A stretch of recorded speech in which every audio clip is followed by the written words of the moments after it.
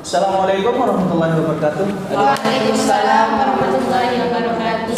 Adik-adik semuanya, di sini kita bertemu dalam rangka untuk tanya jawab atau kita akan membahas tentang gimana dengan pendidikan dan yang kita alami di sekolah ataupun di tempat umum.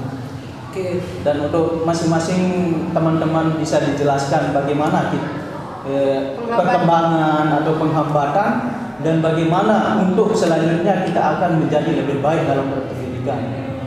Baik, mungkin dari saya kan tergantung lingkungan ya Mas. Ya kan pertama ada juga lingkungan keluarga, terus lingkungan masyarakat, lingkungan kampus, lingkungan madrasah gitu kan. Ya. Namun yang jadi kendala saya pribadi mungkin yang pertama biaya untuk transportasi kan sekarang BBM naik, jadi butuh dana yang lebih banyak lagi. Terus terkait dengan buildingnya, bangunannya juga harus nyaman gitu. Kadang di kelas kan ada bangku yang kurang, kursi yang kurang, terus banyak terpakai. Mungkin itu saja. Untuk penilaian dalam bentuk pendidikan, bukan untuk materi sejenis fasilitas. Dalam Lebih arti ke penghambat atau kemajuan dari pendidikan gitu ya. Coba jadi untuk saudari Nuria, gimana pendapat Anda tentang sekolah atau pendidikan Anda untuk selanjutnya atau saat ini yang Anda rasakan? Kalau saya pribadi itu lebih ke guru juga harus meningkatkan gimana biar apa yang dijelaskan itu bisa diresapi oleh murid-muridnya. Yang cepat diterima. Iya, lebih selain dari materi, dari emosional juga gitu. Ya. Intinya yang berkualitas, yang berkualitas.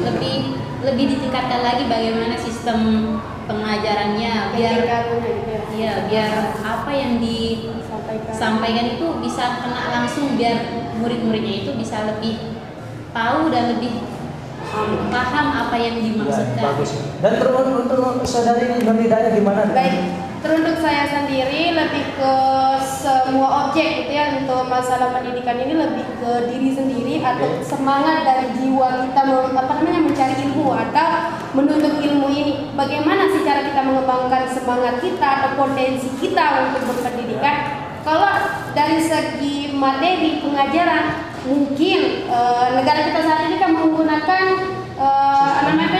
kemerdekaan, sistem kurikulum merdeka, yang dimana berarti pemerintah sudah menyediakan yang terbaik. Nah, lalu bagaimana dengan orang yang diajar atau kita yang menerima sistem tersebut? Berarti di sini kita harus menerapkan bagaimana potensi kita untuk menghadapi kurikulum merdeka tersebut atau kebijakan pendidikan yang sudah tertera, dan bagaimana prinsip kita atau jiwa kita, semangat kita untuk mengembangkan pendidikan tersebut. Ya, intinya yang kita Semangat pernah untuk meraih pendidikan ini. Ya. Namun kalau kita lihat dari segi kehidupan sekarang ya, lebih ke realitanya atau kendala, lebih ke kendala. Kalau kita cari kendala atau melihat kendala yang sekarang, mungkin kita itu semuanya rata. Kendala atau penghambat pendidikan kita ini, kalau kita tanya sebelah, semuanya sama. Jadi intinya antara kenyamanan dan pendidikan yang kita rasakan di dalam berpendidikan, dalam arti begini, kita seorang mahasiswa, saya pun merasakan apa yang menjadi kendala dan apa perkembangan yang kita rasakan. Seperti saya sudah, Anda tahu bagaimana saya sudah berkeluarga. Walaupun saya sudah berkeluarga juga, saya merasakan apa kendala-kendala yang terberat. Anda belum tahu bagaimana kendala terberat saya untuk menuntut ataupun untuk belajar atau memperkembangkan pendidikan saya, karena di dalam berkeluarga juga sangat menghambat sebenarnya. Tapi beban saya nomor satu adalah Anda boleh mempertanyakan. Nomor satu adalah waktu. Kedua, pertama kan kita harus pandai membagi manajemen waktu untuk masa depan ataupun dengan pembelajaran yang dimana harus pendidikan yang harus kita akan lebih agar lebih baik ataupun agar lebih yang akan berkembang untuk masa depannya kita dengan fasilitas nomor 1 yang dicantumkan oleh saudara Abdullah dan dengan yang dirasakan oleh saudari Nurmayati dengan Anda saudari Nur Hidayah. Semuanya saya juga harus merasakan karena kita sama-sama di sini walaupun saya setara jadinya tanggung jawabnya berbeda. Lebih banyak tanggung jawab Pak Zainuddin. Jadi begini seperti dosen-dosen kan pernah bilang lebih baik juga menikah asalkan jangan berzina untuk masa depan. Tetapi ada intinya juga kita harus mencari tunjangan atau potensi walaupun kita belum menikah asalkan kita pandai menjaga diri dan di situ juga itu juga suatu perkembangan pendidikan bagaimana kewenangan untuk meningkatkan iman menuntut pendidikan tersebut jadi kan kita seorang mahasiswa harus juga mengamalkan pendidikan yang kita dapatkan dengan cara menjaga diri itu juga mengaplikasikannya. Kita kan ini tentang kenyamanan berpendidikan. Bagaimana jika teman-teman kalau kita pikirkan tentang kendala pendidikan bagi anak-anak di luar sana?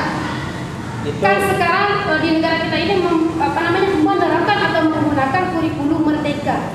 Begini, ini kan memang bagus sekali dengan kurikulum ini, namun itu tergantung positif dan negatif. Gimana caranya anak-anak sekarang ini dia menanggapi suatu kurikulum tersebut. Apabila anak itu cerdas, dia akan mengambil positifnya. Dan apabila dia kuranglah dalam arti manajemenkan pendidikan ini dengan cara kurikulum, dia akan lebih menyondong dengan negatif. Jadi ini tidak mungkin pemerintah juga akan memberikan suatu fasilitas seperti itu. Tergantung diri sendiri. Kembali ke pribadi masing-masing. Seperti itu. Kebijakan dari diri sendiri, itu semangat dari diri kita sendiri yang mengejar pendidikan. Terima kasih untuk wawancara seperti ini. Semoga bermanfaat untuk kita nanti untuk mungkin kita yang menikmati dan kita yang apa yang kita lakukan itu akan kita lakukan dua hari juga. Assalamualaikum warahmatullahi wabarakatuh. Waalaikumsalam.